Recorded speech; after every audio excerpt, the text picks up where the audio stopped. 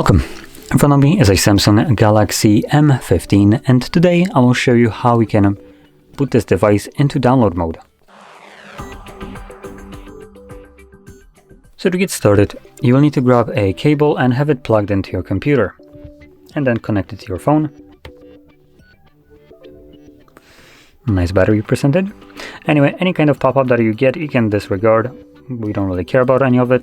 So next, swipe down your notifications twice and then select the power button and choose power off. Once the device turns off, which is indicated by the vibration, you want to hold volume up and volume down at the same time. And we might need to hold the power button as well if it's not going to turn on its own in next, never mind, 5 seconds.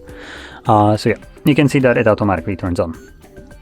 So once you see the screen, this is still not the download mode yet. It's the page before, and it's just giving us a warning that custom OS can cause critical problems and blah blah blah. Basically a lot of bullshit from Samsung trying to deter you from basically getting rid of their dog shit OS, as you know, that's how they got their data on you.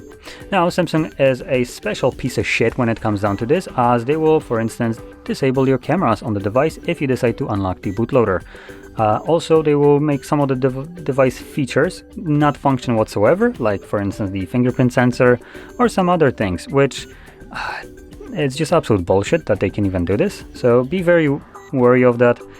They don't really mention any of that here, because why would they? Obviously, that's something that you will find out once you unlock it, and basically in turn be forced to relock it again, as the device kind of becomes a piece of shit like it actually is. So anyway, we're gonna select volume up to continue, because screw you Samsung, and that takes you to the download mode. From here you can unlock your bootloaders as an example and do whatever you want.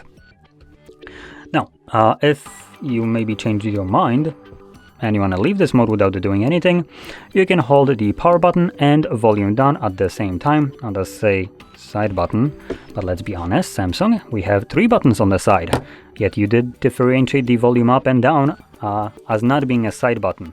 So anyway, I'm gonna hold power button, volume down, I refuse to call it anything else, for more than 7 seconds, which initiates a reboot of the device. There we go. At which point you can let go of the buttons. You can also unplug the cable. Now we'll see if the device actually turns on its own or not. Okay, so it looks like it's not going to turn on its own, so let's hold the power button. And there we go.